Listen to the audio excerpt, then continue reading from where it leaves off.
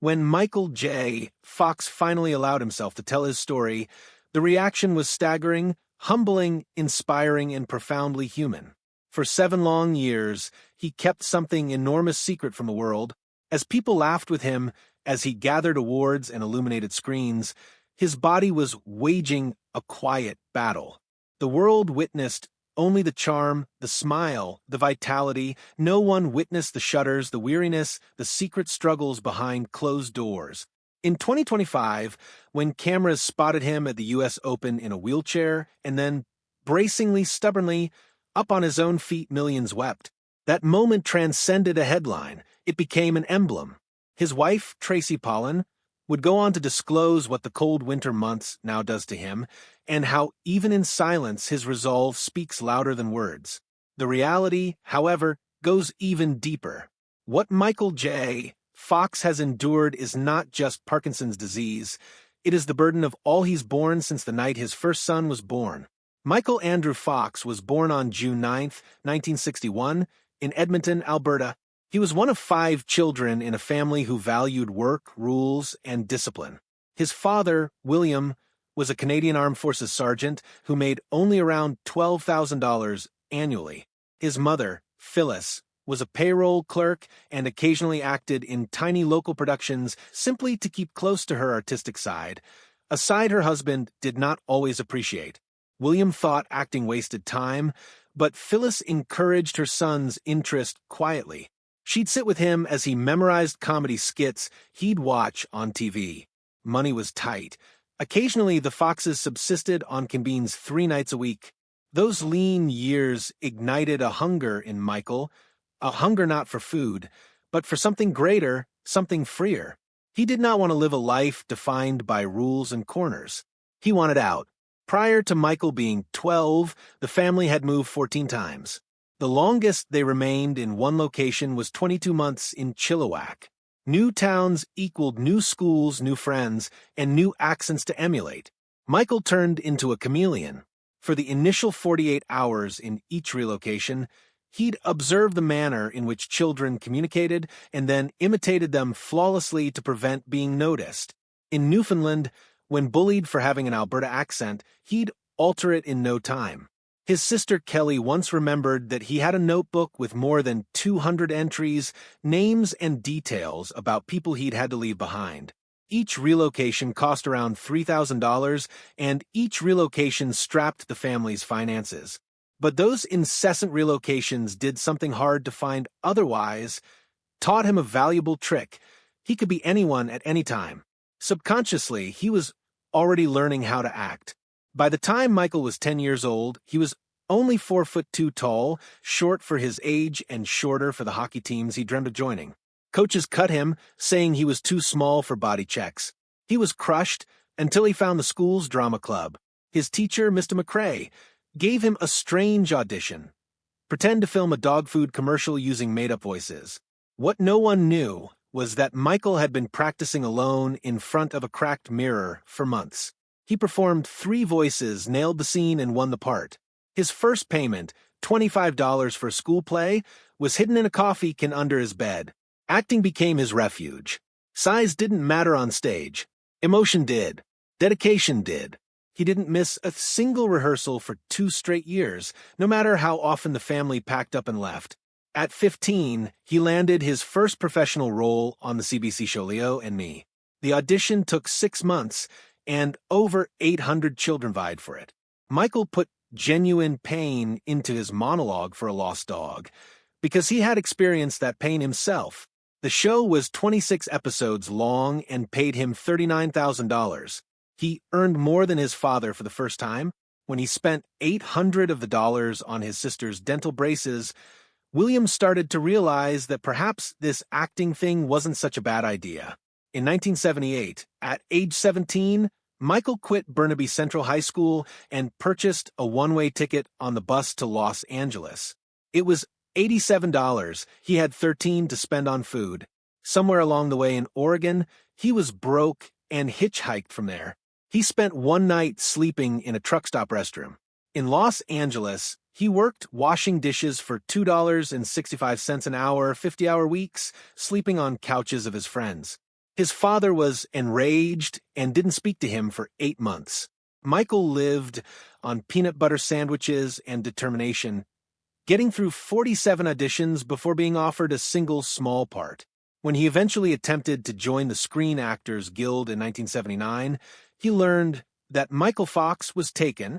His middle name, Andrew, sounded off. Michael A. Fox sounded stilted. Recalling an actor named Michael J. Pollard, he adopted the J.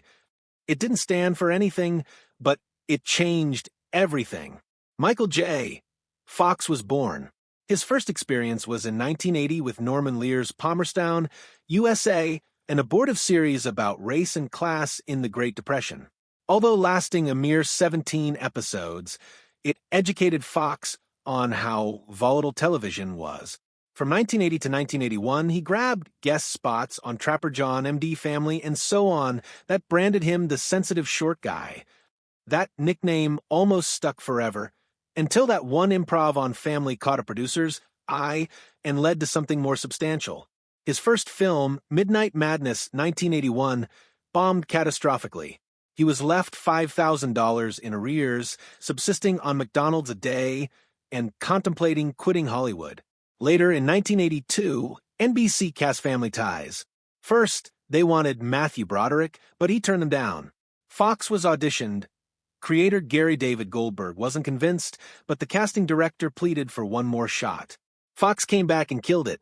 NBC executive Brandon Tartikoff still wanted him fired, notoriously remarking, "Lose the kid, I don't see that face on a lunchbox." Years later, Fox sent him a personalized lunchbox with the inscription, "This is for you to put your crow in."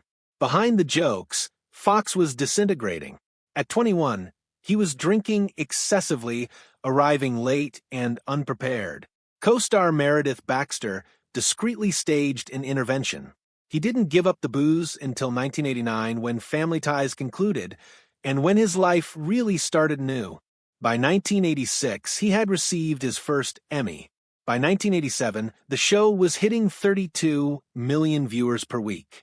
But he was overworked and drained, dividing his life between sitcom stardom and a burgeoning film career. When Back to the Future started production in 1984, he was NBC's new star, but not available. Eric Stoltz was hired as Marty McFly, and 5 weeks of shooting were completed before the studio saw that it wasn't happening. Stoltz was dropped, Fox took over. He signed on in the middle of production, filming Family Ties during the day and Back to the Future at night.